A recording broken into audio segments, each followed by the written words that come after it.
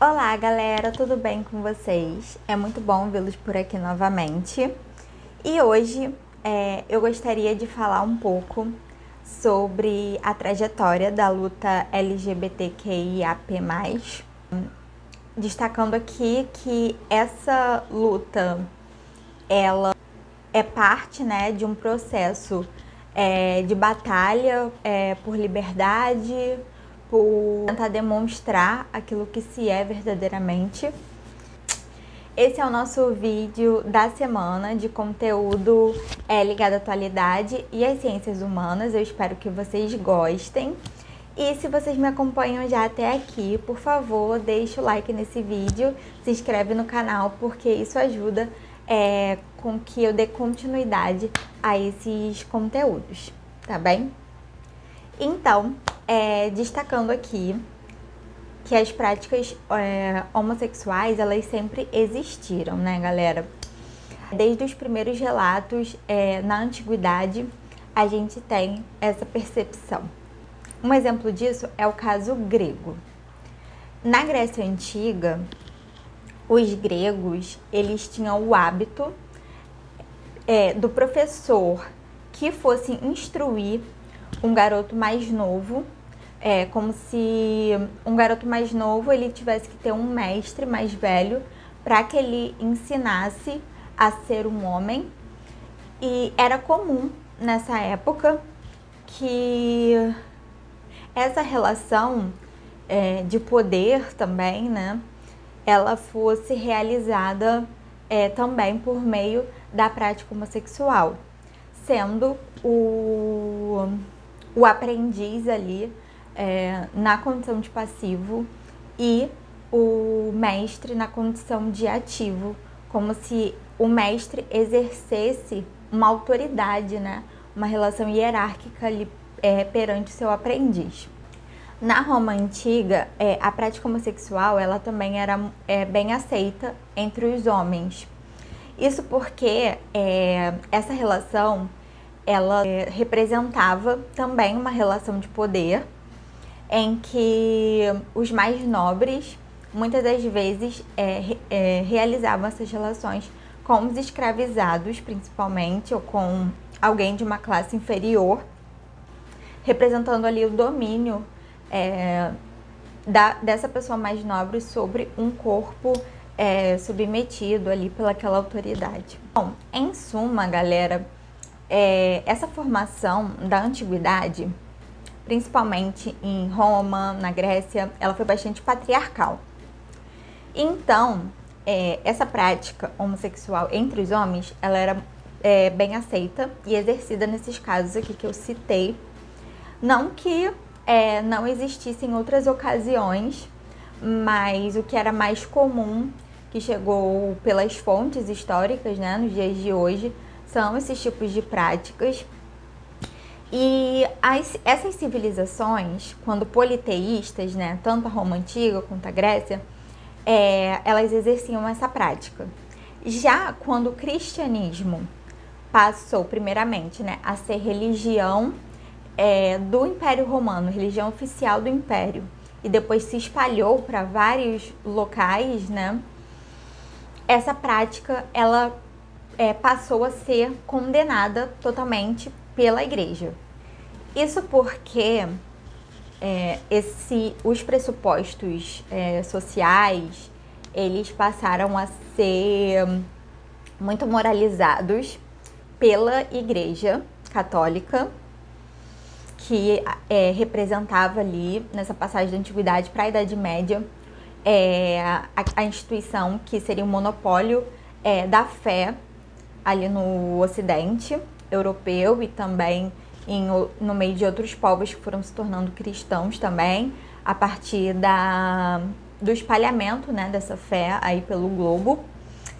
E aí a prática homossexual ela passou a ser vista não só como uma abominação social, porque se tinha certo preconceito em muitos lugares, devido à questão da prática não gerar mais filhos, com relação a você não povoar mesmo ali o meio social, não passar adiante a sua geração, mas com o cristianismo, a homossexualidade ela passou a ser vista como pecado, como desmoralização, como um ato contra Deus, que a pessoa iria para o inferno. E esse fator ele foi utilizado como justificativa muitas das vezes para que pessoas fossem perseguidas pela Santa Inquisição, por exemplo, que foi um movimento ali contra pessoas estigmatizadas que não seguiam os moldes sociais, morais da Igreja Católica estabelecidos. E aí essa justificativa ela foi levada adiante para que pessoas fossem perseguidas. Às vezes, essa questão dos relatos de que a pessoa tinha tido uma relação homossexual com outra e tal, era até mentiroso ou era até manipulado ali justamente para a pessoa às vezes ser presa por um caráter político, por não ir de acordo com as normas, enfim, acontecia muito esse tipo de coisa. E aí nesse período, a prática homossexual ela era abominada, então a pessoa que cometesse, ela era punida de acordo com a sua classe social, né, gente? A gente sabe que a construção do Ocidente, ela foi realizada, a sociedade foi constituída nessa ideia classista, né, em que pessoas menos abastadas recebem muitas das vezes mais punições, menos privilégios, e as classes mais abastadas recebem mais privilégios e menos punições da sociedade, até mesmo quando comete uma ação desviante, né, daquilo que seria estabelecido como norma. Então, nesse período, os mais ricos, eles, na maioria das vezes, pagavam multas quando eram pegos em situações do tipo. E os mais pobres, normalmente eles eram presos, torturados, muitos iam para fogueiras, muitos eram enforcados. Então, esse período foi um período assim, de muito sofrimento para quem não seguia, né, os padrões da época. Como vocês sabem também, muitas mulheres morreram, acusadas de feitiçaria, acusadas de serem servas do diabo e coisas assim, justamente porque a igreja ela tinha esse papel de nortear o povo, né, de acordo com as normas bíblicas. E a Bíblia ela foi toda interpretada para que a igreja, para que as pessoas seguissem essa moral. E já na Idade Moderna, essa perseguição ela continuou vigente, até porque ali o Renascimento, na época do Iluminismo ali, apesar de existir a luta por igualdade, por liberdade, depois ali com o Iluminismo, com as revoluções burguesas, a igreja, tanto católica e depois protestante, elas exerciam um poder muito forte dentro dessas sociedades, ali na Europa, em outros lugares que o cristianismo foi se espalhando, né, em locais da África, da Ásia, principalmente por causa das chamadas grandes navegações que ocorreram a partir ali do século XV.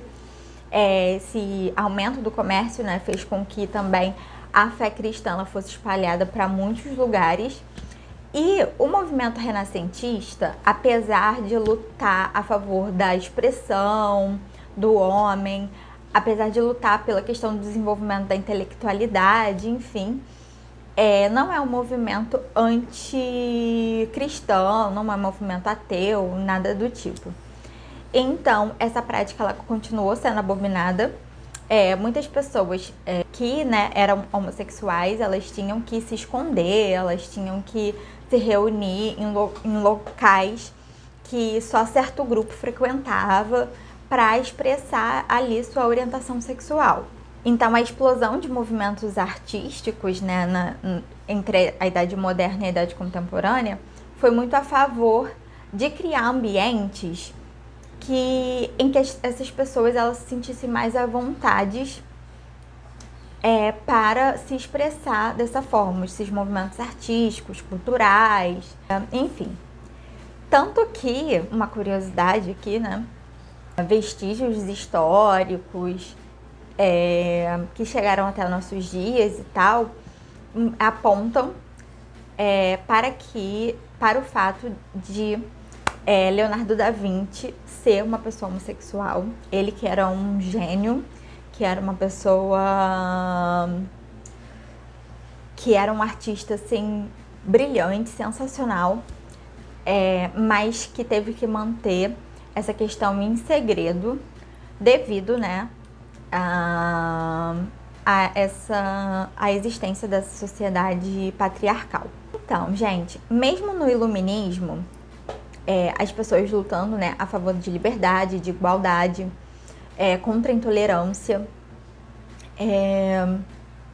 essa perseguição a essas pessoas, né, que detinham comportamentos, pensamentos que desviavam daquilo que era o padrão da época, elas ainda eram mal vistas, ainda eram marginalizadas na sociedade.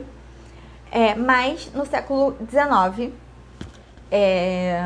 esse movimento, o movimento pró liberdade sexual, liberdade de demonstrar a sua sexualidade, começou a ser vigente na Europa.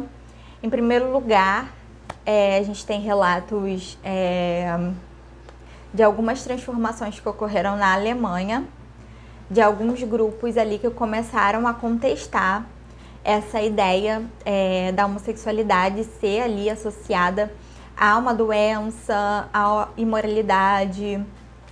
Na Alemanha foi criado um grupo que era a favor da descriminalização da homossexualidade. Essa prática era considerada crime. Infelizmente, em alguns lugares ainda é.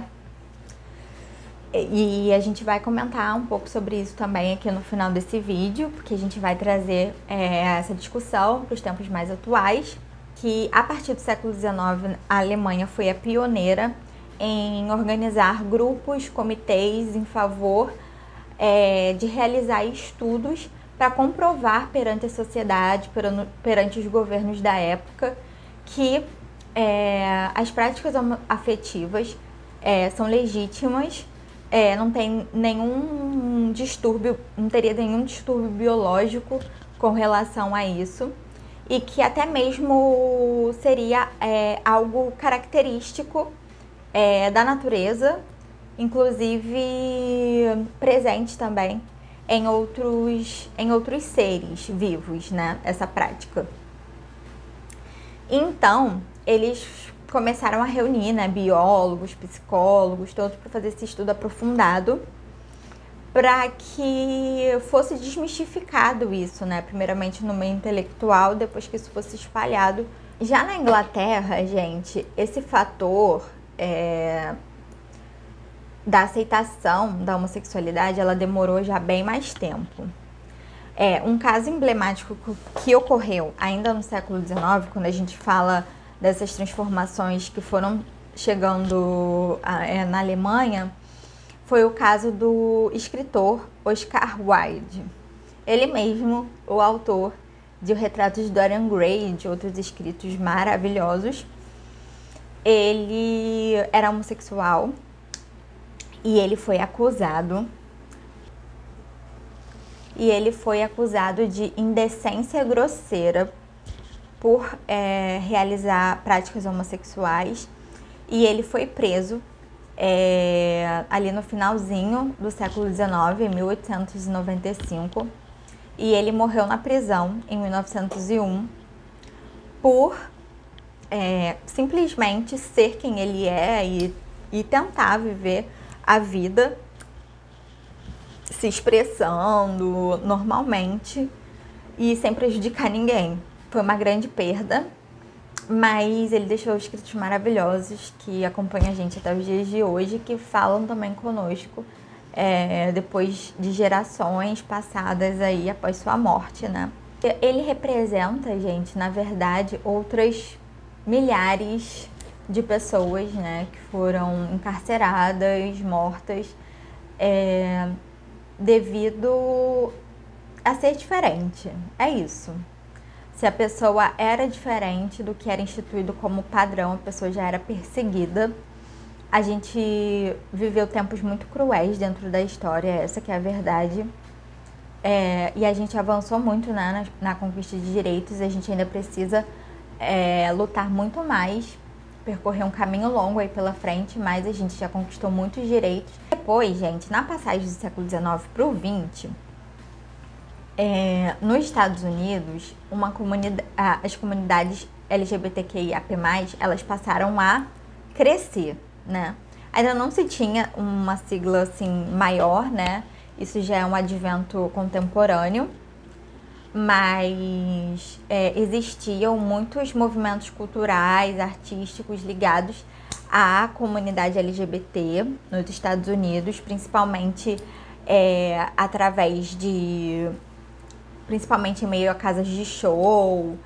E apesar dos Estados Unidos ser bem conservador com relação a isso, nessa época, essas comunidades elas passaram a crescer, né? E deixar também seu legado, inspirando outros locais. Um grande marco para a comunidade foi a primeira parada LGBT que ocorreu em 1970 nos Estados Unidos.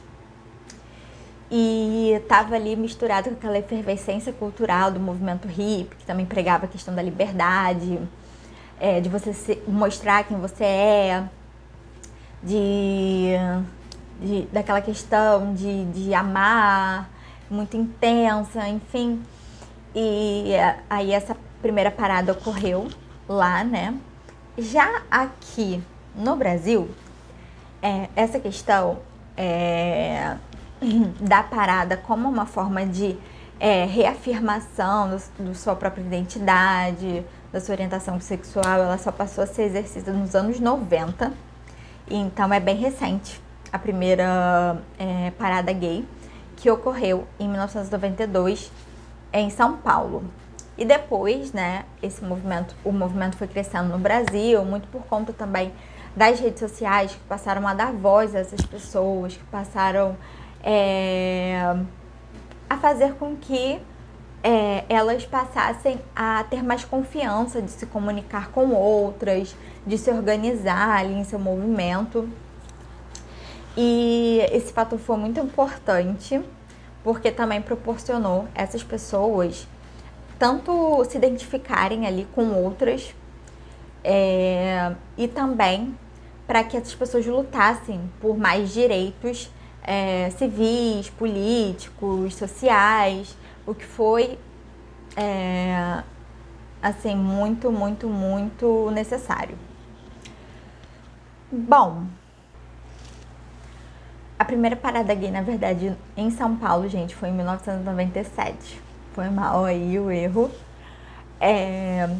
Como eu estava falando, pessoal, sobre a contemporaneidade, infelizmente, mesmo agora, no século XXI, em que nós conquistamos vários direitos, em que muitas coisas mudaram, né? Existem países que consideram ainda crime as práticas homossexuais. Na Rússia, por exemplo, as pessoas não podem demonstrar sua sexualidade em público quando não se é heterossexual. E só para citar alguns desses, né, que ainda consideram crime ser da comunidade LGBTQIAP+, eu vou citar aqui alguns, que é a Chechênia, na Rússia, o Irã, a Arábia Saudita, a Nigéria e tem outros ainda, principalmente ali na África e na Ásia. Em países muçulmanos também isso é muito comum, até porque eles têm uma crença muito patriarcal. E essa aceitação da comunidade LGBTQIA+, ela... E e aí existem, né, alguns países em que o casamento homoafetivo já foi conquistado. Infelizmente, no Brasil, essa discussão ainda está em andamento, mas nos Estados Unidos o casamento homoafetivo é permitido, no Canadá também, em alguns países aqui da América do Sul também, como o Uruguai, alguns países da Europa. A Dinamarca foi o primeiro deles a permitir, e outros também fizeram isso depois, como a Holanda, a Bélgica, e a maioria desses países escandinavos ali do Ocidente Europeu é permitido o casamento LGBTQIAP+, civilmente, né? Mas a gente ainda tem uma luta muito grande, como eu falei, a se percorrer. Isso porque, por exemplo, no Brasil, é o país que mais mata pessoas trans, né? E isso é um fator muito, muito sério, porque a luta por sobrevivência é uma luta básica, assim, tipo, primeiramente, você tem que lutar por sobrevivência, por modos de vida dignos, pra gente conseguir, né, e tal, avançar em muitas outras questões que são importantes. Então, essa questão da luta contra a violência ainda é muito persistente no Brasil, e por isso que eu achei também interessante realizar esse vídeo. Se eu cometi alguma gafe, algum erro, as pessoas mais informadas aí da comunidade LGBTQIAP+, por favor, me perdoem. Eu gostaria de aprender mais sobre o movimento. Eu gosto muito de pesquisar, de ter conhecimento sobre, apesar de não ser o meu lugar de fala, mas eu acredito que a luta por igualdade, por liberdade, ela é de todos nós. Enquanto houver um grupo, uma minoria social encurralada por esse sistema opressor, encurralada pelo patriarcado, a gente não consegue avançar como sociedade. E é por isso que eu decidi gravar esse vídeo também, para conscientizar um pouco as pessoas, para as pessoas terem acesso um pouco a como foi essa trajetória, como foi algo sofrido mesmo, até existir o primeiro grupo que discutia a questão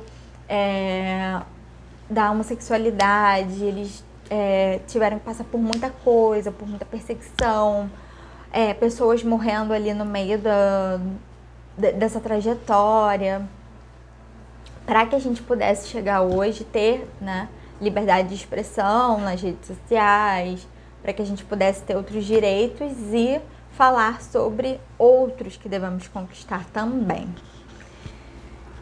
Então é isso. Eu espero que vocês tenham gostado desse vídeo. Se gostaram, por favor, deixe o like e continue me acompanhando aqui no canal. Eu vejo vocês no próximo vídeo. Beijo!